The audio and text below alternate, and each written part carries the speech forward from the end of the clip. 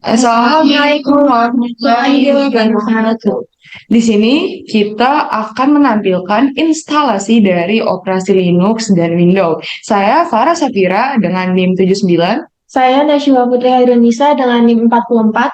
Saya Hani Destian Marzulianti dengan NIM 57. Saya Salsabila Firdausiah Ramadhani dengan NIM 17. Saya Joshua Estemi Kapan dengan NIM 40.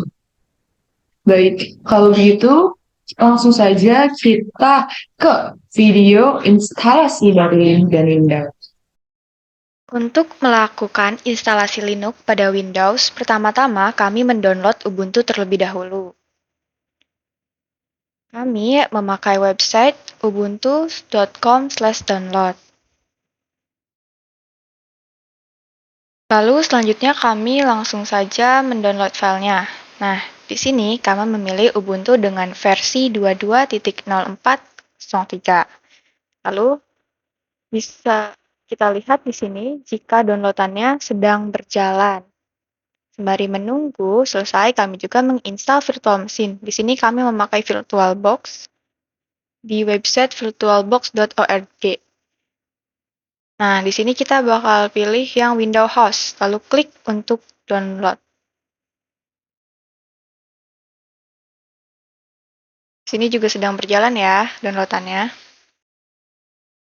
Langkah selanjutnya ketika kita sudah selesai mendownload adalah kita menginstal virtual machine-nya. Nah, klik next, lalu next lagi, yes, dan pilih yes lagi.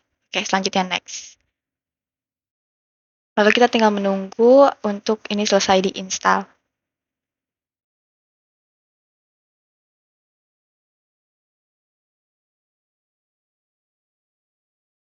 Nah, kalau sudah selesai install, tampilannya akan seperti ini dan kita langsung klik new aja dan kita tulis Ubuntu. Nah, terus ISO-nya kita pilih dari yang udah kita download tadi.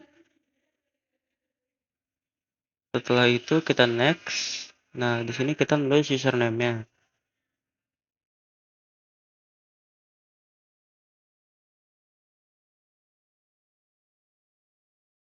Terus kita bikin passwordnya juga.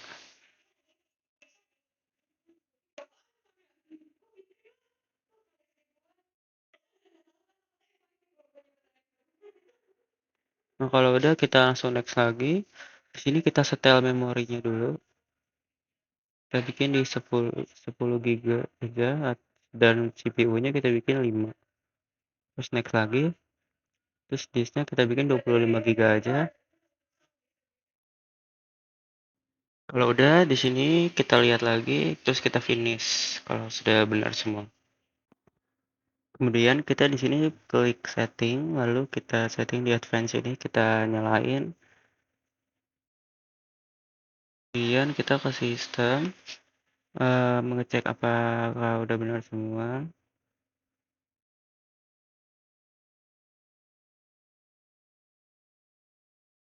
Lalu ke display. Nah, sini ISO-nya sudah terpasang. Jadi kita tinggal OK aja dan kita bisa langsung start.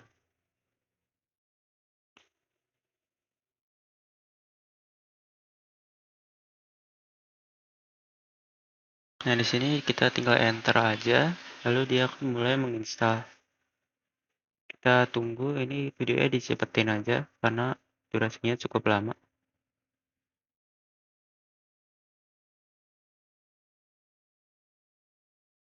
Nah, dan ini adalah tampilan layar depan dari Linux yang telah diinstal. Nah, dan ini adalah tampilan login daripada Linux. Di sini ada username kita. Lalu, jika kita masukkan password yang salah, dia nggak akan login. Di sini tuh bakal ada keterangan kalau kita nggak bisa masuk, tapi itu ketutupan sama Ubuntu. Sekarang kita masukkan password yang benar, 1740445779. Nah, karena dia passwordnya benar, jadi kita bisa masuk ke tampilan Linux ini. Di sini saya akan menampilkan perintah dasar yang ada pada Linux. Yang pertama itu ada who. Ini untuk, ya sebentar. Di sini ada who. Ini untuk mengetahui daftar pemakai yang sedang aktif atau login di sini. Nah, di sini tuh ada username Jonas Farhansaf. Nah, kemudian di sini ada finger. Finger ini hampir sama dengan who.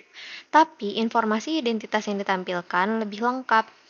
Nah, dapat dilihat di sini lebih lengkap daripada yang sebelumnya. Nah, kemudian ada who am I. Ini untuk mengetahui user siapa yang sedang login di suatu komputer atau terminal. Karena username yang saya gunakan Jonas Farhansaf, jadi di sini yang muncul Jonas Farhansaf. Lalu ada komen that, yang mana ini bertujuan untuk menunjukkan tanggal pada hari ini. Contohnya, Saturday, September 16, dan juga ada jamnya. Lalu, selanjutnya ada komen kalender. Nah, ini untuk menunjukkan kalender bulan ini. Namun, kita juga bisa menunjukkan kalender di bulan lain, misal 02/2023. Maka, yang keluar kalender pada bulan Februari. Selanjutnya, history. History ini untuk menampilkan komen-komen yang sudah kita lakukan di terminal ini. Nah, banyak ya. Selanjutnya juga ada komen clear, yang berfungsi untuk membersihkan layar pada terminal. Lalu ada komen BC, yang berfungsi untuk menampilkan kalkulator. Nah, di sini misalkan saya akan menghitung 8 ditambah 10, hasilnya 18, benar ya? Lalu kita coba lagi dengan 90 tambah 50 dikurang 10. Nah, hasilnya 130, benar. Setelah itu ada komen exit, yang mana ini bertujuan untuk menutup terminal. Kemudian setelah itu ada lagi komen-komen seperti ls. ls ini digunakan untuk menampilkan daftar file dalam dictionary aktif. Kemudian ada juga yang namanya pwd. Pwd ini digunakan untuk menunjukkan dictionary aktif. Kemudian ada juga komen seperti touch. Touch ini digunakan untuk menambahkan file ke dictionary. Misalkan kita bisa bikin namanya seperti 1.txt. Nah, di sini kalau kita ketik lagi ls untuk melihat dictionary-nya, dia akan muncul di sini. Nah, kemudian ada juga yang namanya cat, tapi dia pakai tanda panah. Ini digunakan untuk menulis file. Nah, kita tulis aja 1.txt. Nah, di sini kita bisa nulis misalkan nama saya, hai, nama saya Gobu. Kemudian kita Ctrl D, lalu kita bisa pakai komen cat 1.txt digunakan untuk menampilkan isi filenya. Nah, tuh dia sudah tampil kan. Kemudian ada juga cp untuk menggandakan file. Di sini ada 1.txt, kita buat menjadi 2.txt. Nah, kalau kita lihat di sini akan ada dua file, yang tadi sudah yang asli dan kopinya 2.txt. Nah, kemudian kita bisa mengganti isi 2.txt dengan cara menulis ulang, dengan cara cat tanda panah terus 2.txt, kita tulis lagi, hai, nama saya Dida. Nah, kita ctrl D lagi, kemudian kita bisa menggunakan komen lain seperti cmp untuk membandingkan file 1 dan file 2. Nah, misalkan kita tulis 1.txt, 2.txt. Nah, di sini terlihat perbedaannya pada byte 15. Nah, di sini hai, nama saya sampai sini itu masih sama, di byte ke-14 ini masih sama. Kemudian pada byte ke-15 ini sudah berbeda. Nah, di sini terlihat di line 1 dan byte 15 ini perbedaannya. Nah, kemudian ada juga komen rm digunakan untuk menghapus file. Nih, misalkan kita file 2-nya kita hapus saja. Terus kita lihat lagi dictionary-nya, dia akan hilang. Kemudian ada juga yang namanya mv. Mv ini bisa kita gunakan untuk merename nama file. Misalkan 1.txt kita ingin ubah menjadi file 1. File 1.txt.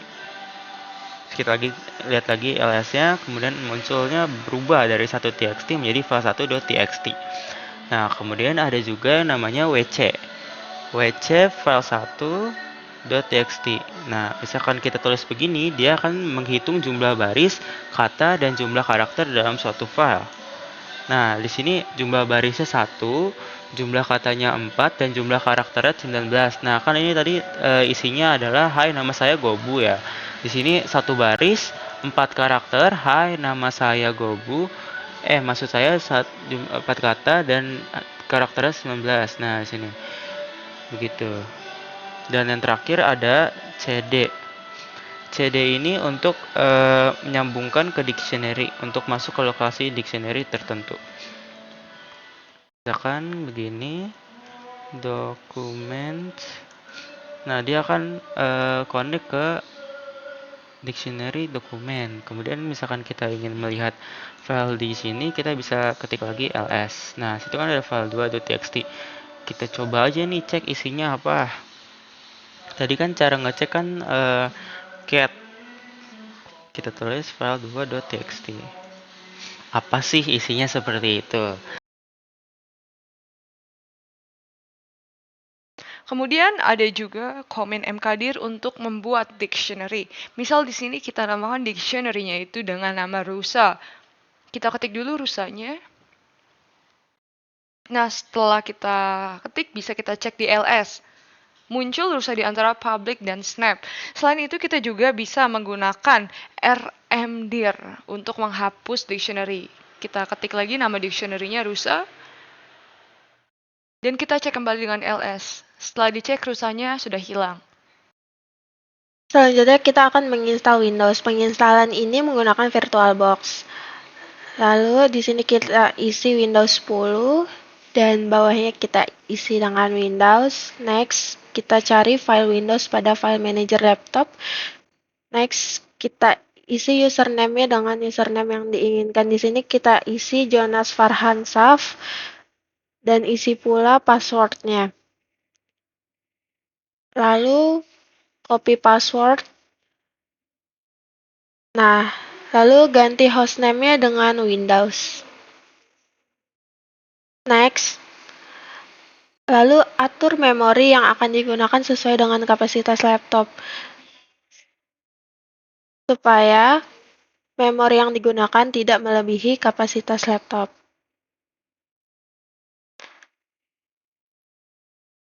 Lalu next.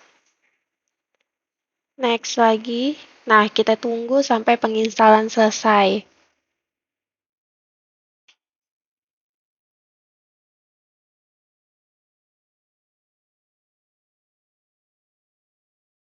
Nah, ini dia tampilan aktif dari Windows 10 yang telah berhasil kita install.